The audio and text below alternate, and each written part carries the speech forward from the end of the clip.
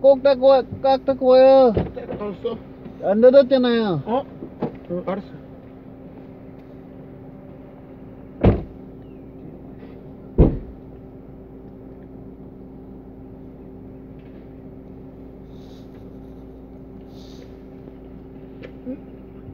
닫았습니다. 그렇습니다. 이 지금 추워.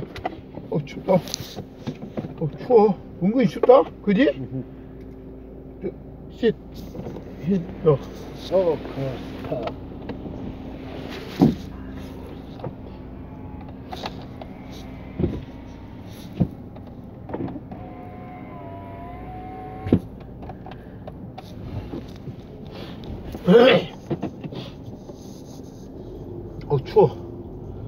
추워.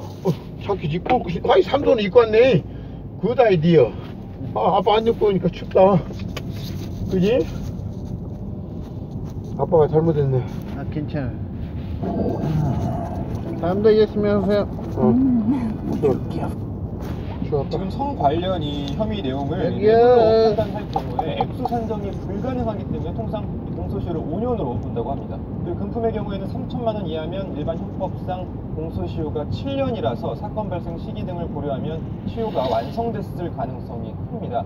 다만 3천만 원 이상으로 특가법이 적용되면 시효가 10년 이상으로 늘어나고 또 포괄 일제를 적용하는 등의 여러 법리적인 쟁점과도 맞닿아 있습니다. 여한석 단장도 법리적으로 어려운 부분을 알고 있다면서 충분히 검토하겠다 이런 입장을 밝혔습니다. 네, 이번 수사단의 경우에는 기간이 정해져 있지 않습니다. 그러니까 근데 이제 전반적으로 어느 정도의 시간 압박은 받겠죠. 기록 검토에만 많은 시간이 걸릴 걸로 보이고요. 아까 어느 반장이 얘기했는지 모르겠는데 그 한 권당 500에서 1000페이지 정도 되는데 수사 기록이 그게 130권이나 된다는 거 아니겠습니까? 아무래도 수사 기록 검토에 시간이 좀 걸릴 거고요. 전반적인 일정을 감안하면은 수사 결과가 나오기까지는 좀 시간이 걸릴 것 같아요. 일단 뭐 여단장 얘기를 좀 더 전해드리면 수사 기간에 대해서는 최대한 신속하게 하고 싶다 이렇게 얘기를 했습니다. 따라서 이 뇌물 혐의에 대한 수사단 법리 검토가 끝나는 대로 곧바로 압수수색 뭐 이런 강제 수사에 돌입할 걸로 보이는데요.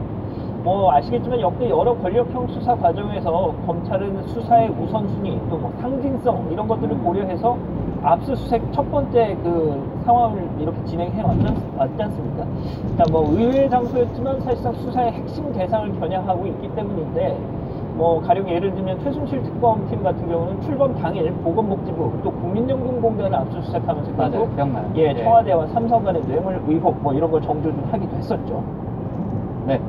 브루킹 특검 같은 경우에는 구치소인가요? 거기를 압수수색했었잖아요. 아, 그렇습니다. 예, 맞죠? 네. 결국은 이번 조금 전에 이제 양 반장이 얘기했던 대로 이번 김학의 사건 수사단도 그 첫 압수수색 대상을 어디로 삼느냐에 따라서 아마 수사의 방향을 저희가 짐작해 볼 수 있겠고요. 다만 이번 수사단에 대해서요, 검찰 내부에서는 기대도 있지만 또 우려의 시각도 내비치는 목소리가 있다면서요? 네, 그렇습니다. 검찰 내부에서는 여한석 지검장이 수사단장에 임명된 걸 두고 꼬리 자르기 수사가 될 거다라는 우려가 일각에서 나오고 있는데요. 이문정 충주지청 부장검사는 여단장이 단장에 임명된 직후에 이 검찰의 면죄부 수사로 치닫는 불행한 결말이 예상돼 참혹하다라고 비판하기도 했습니다.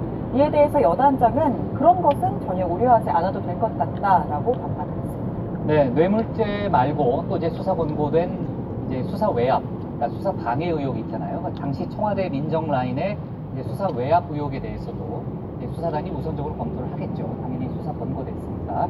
그런데 이와 관련해서는 당사자들의 지금 말이 엇갈리고 있잖아요. 초반적 저희도 많이 다뤘지만. 그렇다면은 당사자들의 소환 조사가 불가피하겠네요. 사실 뭐 이 부분은 뇌물같이 좀 뭐 계좌 거래 이런 게 남아있는 게 아니라 당사자들의 진술이 중요한 상황이기 때문에 당시 경찰 수사팀 관계자들 얘기를 들어보면 김 전 차관이 임명되기 전에 비유 첩보를 청와대에 보고했다가 또 질책을 당했다는 입장입니다. 하지만 또 청와대 민정라인 관계자들은 청와대가 경찰에 물어봤지만 임명 전까지 뭐 아무런 문제가 없다라고 허위 보고를 또 했다는 입장이기 때문에 결국 당시 관련자들의 주장이 팽팽하게 맞서고 있는 만큼 수사단은 뭐 관계자들에 대한 소환 조사도 더 속도를 낼 것으로 보입니다. 네, 당시 이제 경찰 수사팀은 관련 보고 자료도 있다, 제출할 수 있다 이런 입장을 쭉 내비쳐 왔고요.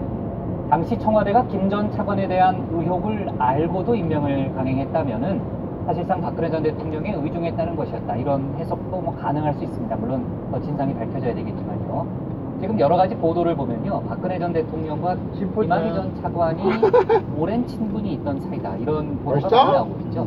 네, 그렇습니다. 이 박근혜 정부 당시에 이 청와대에서 김 전 차관을 검찰총장 후보로 밀고 있고 그 이후에 이제 최종 후보에서 떨어지자 다시 법무부 차관으로 임명했다 이런 이야기가 줄곧 나온 바 있었는데 이 각종 언론 보도 등을 통해서 제기된 의혹들을 지금 종합해 보면 김 전 차관과 박 전 대통령이 막역한 사이인 것으로 그렇게 좀 알려지고 있다 이런 이야기도 나오고 있습니다. 특히 한 언론 보도에 따르면 2013년 당시에 서정당국 관계자는 박 전 대통령과 김 전 차관이 어릴 적 청와대 동산에서 함께 뛰어놀던 사이란 진술이 여러 번 나왔던 것으로 기억한다라고 주장을 했습니다. 박정희 전 대통령이 군 출신인 김 전 차관 아버지를 아꼈고 당시 인연이 자녀들까지 대를 이어져 왔다는 겁니다. 민주당 조응천 의원도 최근 언론과의 인터뷰에서 문고리 3인방 중에 한 명으로부터 김 전 차관을 음해하지 말라는 말을 전해 들었다면서 박근혜 전 대통령이 김 전 차관과 특별한 사이일 것으로 추측했다라고 밝히기도 했습니다. 네. 자, 그리고요, 주제를 좀 바꿔서요, 버닝썬, 또 경찰